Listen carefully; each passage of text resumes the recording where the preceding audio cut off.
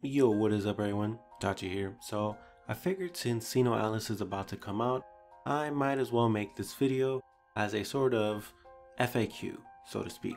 Questions that I believe newer players and people who are interested in SiNoAlice might be asking.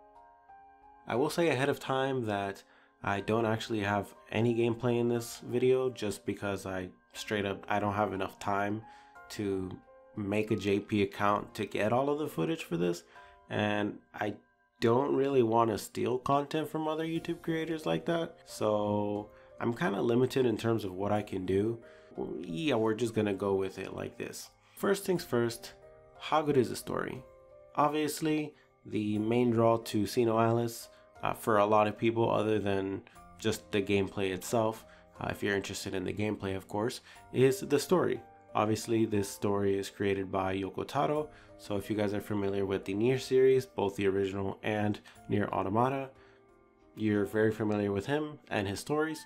I personally think that this story actually does stack quite well in comparison to those stories. So if you're interested in just the story alone, you don't even really have to play PvP.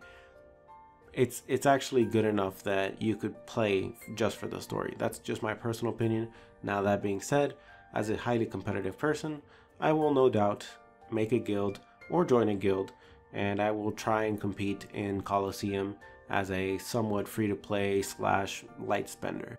So the next question that I suspect most people will have is, what are the rates? So the basic gist of rates goes like this. There are a couple different types of banners, but let's start with the main one. The main one is just 3%. It is a 3% rate, and an 11x pool, which is basically a 10x plus 1, costs 300 crystals, right? That's your standard pool, and for the lower rarity, it's S is 20% and A is 77%. So rates are pretty typical for a gacha game. As well as the normal banner, there is also a different type of banner that I'm familiar with called a step-up banner. You guys might be familiar with this from other gacha games, but step-up banners are basically multi-steps. So the first step is going to cost like 100 or 150 crystals, next one 200, etc, etc.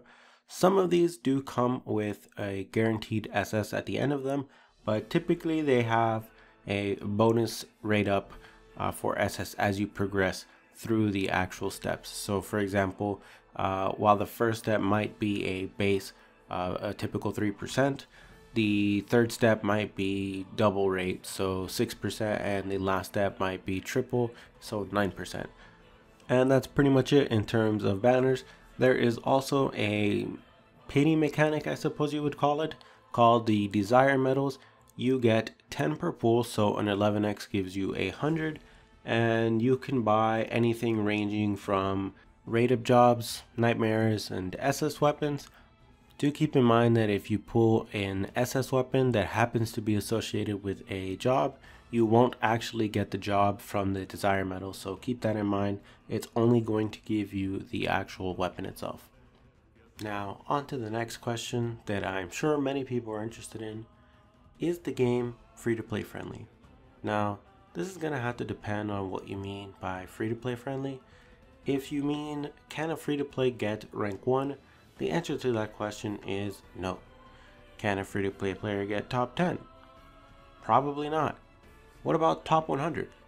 Still probably not. But I think it's safe to say that you can compete probably in the top 500 or so. Anywhere ranging from like the 200s to 500s.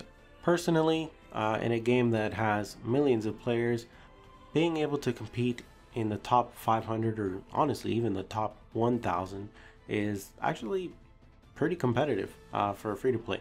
That's just my personal opinion. Now obviously there will always be those naysayers that are like, what are you saying that a free-to-play player who spends 20 hours a day can't compete with someone who spends $50,000? Yes, that's life. Money helps you in a lot of things. One of the other questions I believe most people will ask is, first of all, what is a grid and what are characters? Now, obviously, this is kind of important, but I do need to hit on this fact. Characters in this game are something akin to skins, right? And jobs are also skins of said characters. So jobs are similar to classes that you would play, so to speak, and they give bonuses based on what weapons you're using in your grid. And grids are, to put it simply, basically your skills and your equipment in a traditional gacha game. So your actual equipment in this game, which is gear put into your grid, are the actual skills that you use in battle. On top of the normal main grid, there is also a subgrid system. That one, you really don't have to worry about it. Just hit the auto on that one even later on, because all that is a stat stick. You just put weapons in there and you get 10% of the value instead of 100% what you gain from your main grid. That's as simply as I can explain it. If you guys have any other questions about the grid, feel free to ask me and I will try to explain it more deeply, but it's really, I want to say it's pretty unique because it does seem similar to GBF's grid system, but it takes it a step further because it's also the skills you use. And that's why I said that characters are basically skins, because like I said before, your skills actually come from your weapon grid, irregardless of what character you happen to be equipping. Anyways, on to the next question. Should I reroll? There's basically two big camps in this. There's the camp that says you shouldn't reroll because everything that you get in the beginner banner is going to be power creeped anyways, so whatever you do is pretty much just gonna go to waste eventually anyways. Personally, I'm not of this camp. I am the camp of, if you are able to get something good, which you are, even if it gets power crept, it will help you in the early game. I don't know how long it's gonna take to get power crept. It could be months, it could be a couple weeks, I have no idea, but at worst case scenario, you have the opportunity to reroll for a nightmare, which is basically summons in this game, or more jobs, which gives you global stats, or even just the SS weapons in general. That's still a good thing. So personally, I would say yes, you should reroll, and what you want to reroll for is basically 2 SS weapons of the exact same type of weapon. So for example, if you want to be a physical DPS and you decide that you want to be a breaker, which is the sword class, you would want to get 2 swords, 2 SS swords. Very simple. Preferably at least one of those being a job. Other than that, like I said, nightmares are summons. I'm not sure exactly what nightmares are available in the beginner banner, but I'm sure someone will be lovely enough to actually tell you that. Anyways, on to the next one. Will we get collabs? Now, this is actually pretty simple because as far as they've said on Facebook, yep, collabs are on the table.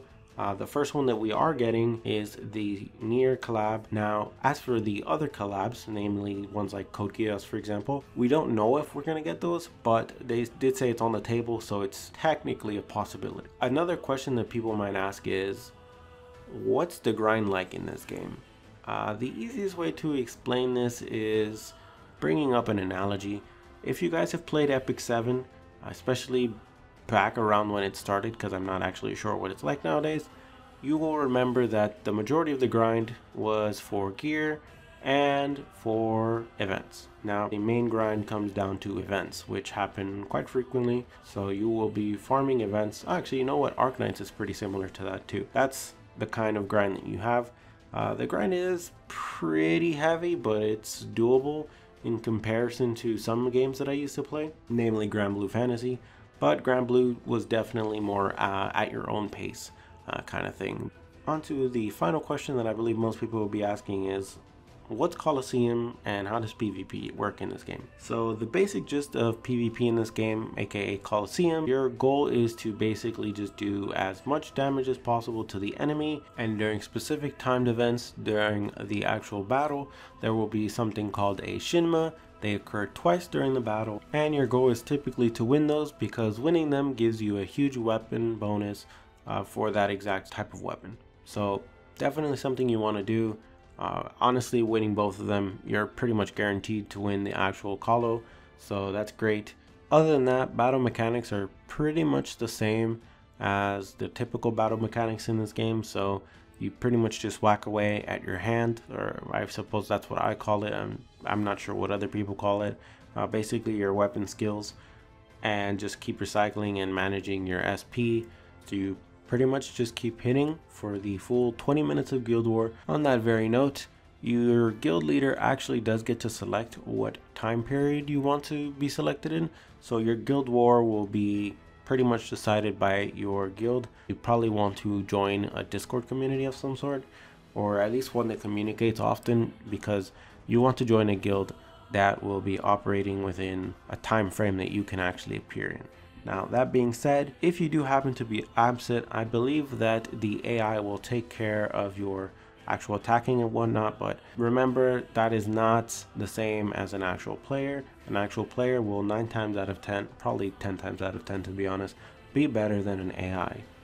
So again, this is just a very quick gist of the questions that people might have. If you want deeper explanation, the SiNoAlice Discord is quite helpful and has approximately 3 to 4 years worth of information that I am not privy of. Anyways, hopefully you guys enjoyed the video. If you have any questions, like I said, ask it down below. If you liked the video, hit the like button. Subscribe if you want to see future content, of which I will be making quite a few SiNoAlice videos, including, I'm going to try and say this ahead of time, I'm going to try and research what weapons are available inside of the base banner as well as the nightmares, so that I can tell you exactly which ones you want to go for, because obviously every weapon is slightly different and some of them are actually better than others. Anyhow, I will try that. I'm out. Have a nice day.